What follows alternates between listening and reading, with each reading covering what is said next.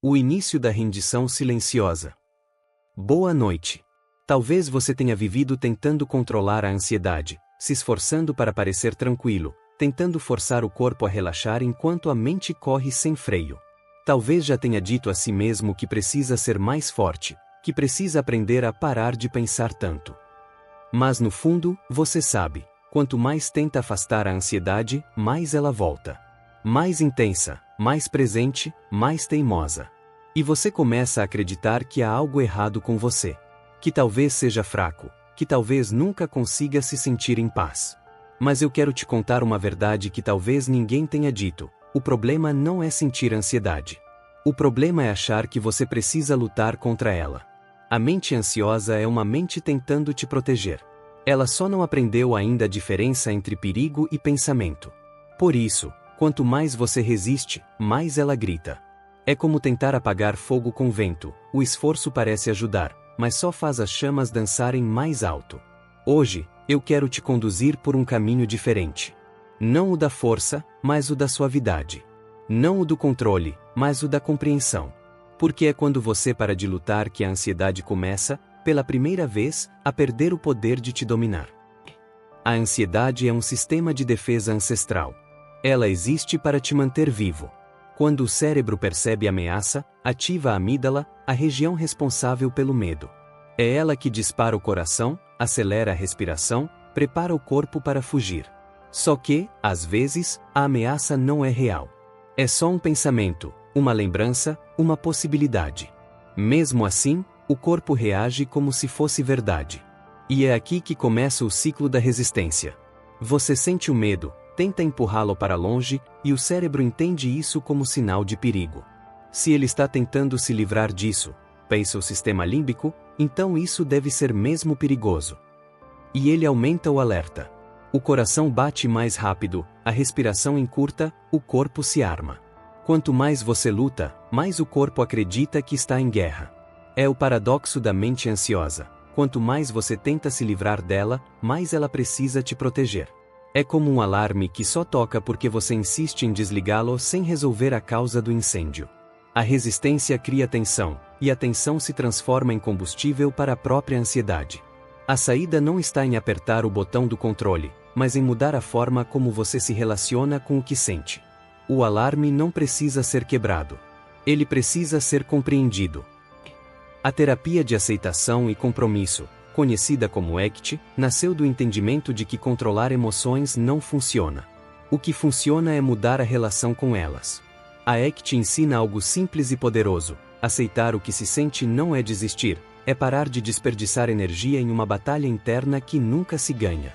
Quando você acolhe a ansiedade, o cérebro entende que o perigo passou. A amígdala se acalma, e o córtex pré-frontal, responsável pela lógica e pela calma, volta a assumir o comando. Estudos mostram que aceitar o medo reduz a reatividade e fortalece o autocontrole. Viktor Frankl dizia: o que resistimos, persiste. E ele estava certo.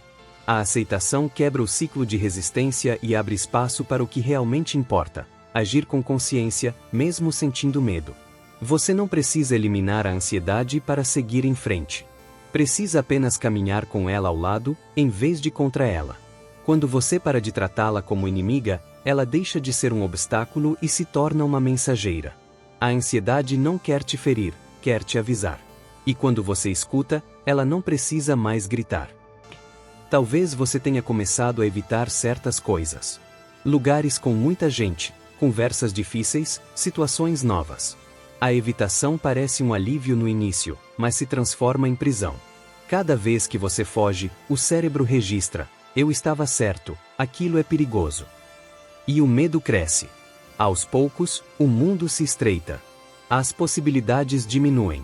O prazer se esconde. Fugir da ansiedade é como correr dentro de um labirinto. Quanto mais rápido você corre, mais perdido fica. O único caminho de saída é parar. Respirar. Observar o que está acontecendo. A exposição gradual, feita com cuidado e presença, ensina o cérebro que ele pode sentir medo, ainda assim, continuar seguro. É assim que o sistema nervoso reaprende a confiar.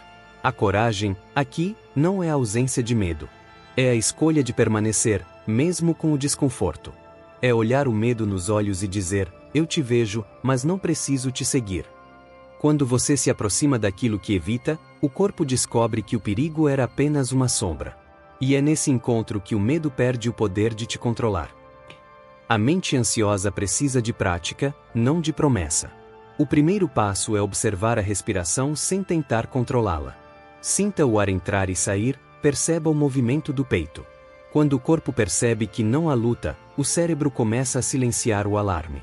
A segunda prática é nomear o que você sente. Isso é ansiedade, isso é medo, isso é preocupação. Nomear é como acender a luz num quarto escuro. O que antes parecia um monstro se revela apenas como uma sombra. A terceira prática é a exposição gradual. Enfrentar aos poucos o que causa desconforto, sem se forçar, mas sem fugir. E a quarta é a reinterpretação cognitiva. Quando a ansiedade vier, pergunte-se: isso é perigoso ou apenas desconfortável?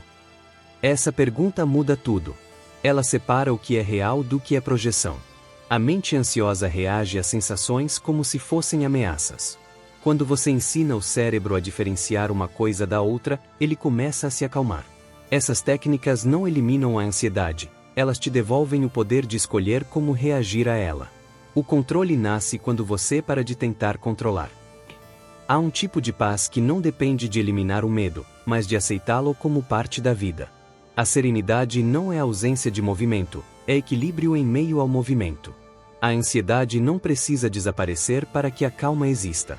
Ela pode coexistir com a leveza, com o afeto, com a vida. Doutora Ana Beatriz Barbosa diz: a mente ansiosa precisa de gentileza, não de combate. A rendição consciente não é desistência. É sabedoria. É entender que forçar a calmaria é o mesmo que tentar segurar o vento. Ele só se torna brisa quando você solta as mãos. A serenidade vem quando você aceita que o medo não é um erro, é uma parte humana. E quanto mais você o acolhe, mais ele se transforma em silêncio. O corpo relaxa, o coração desacelera, a mente encontra o espaço que antes estava tomado pela resistência. É nesse espaço que nasce o descanso. É nesse silêncio que você volta a se ouvir. Imagine uma corda. No meio dela, um nó apertado. Você puxa com força para desatar, mas quanto mais força faz, mais o nó se aperta. Até que, cansado, você solta. E ao soltar, percebe que o nó começa, lentamente, a se afrouxar. É assim com a ansiedade. Ela é um nó emocional formado pelo medo, pelo controle e pela resistência. E o que o desata não é força, é paciência. É o gesto silencioso de permitir. Quando você solta, a mente entende que pode respirar. O corpo se reequilibra, o coração volta ao ritmo natural. O nó não desaparece de uma vez, mas se torna leve o suficiente para não mais te prender. É a entrega que cura, não o esforço. É o ato de parar de tentar dominar o que sempre esteve pedindo apenas para ser compreendido. A ansiedade não precisa sumir para que você viva em paz. Ela só precisa deixar de ser o centro da sua vida.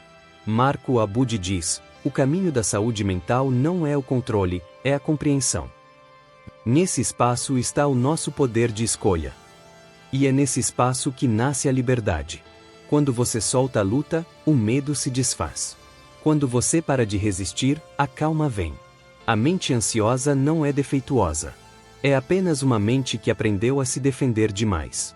E agora, ela precisa aprender a confiar outra vez. A cura não está em lutar contra o que você sente, mas em se reconciliar com o que te habita. A serenidade vem quando você entende que o medo não é o inimigo, é o mensageiro. E ouvir o mensageiro é o primeiro passo para o silêncio da paz.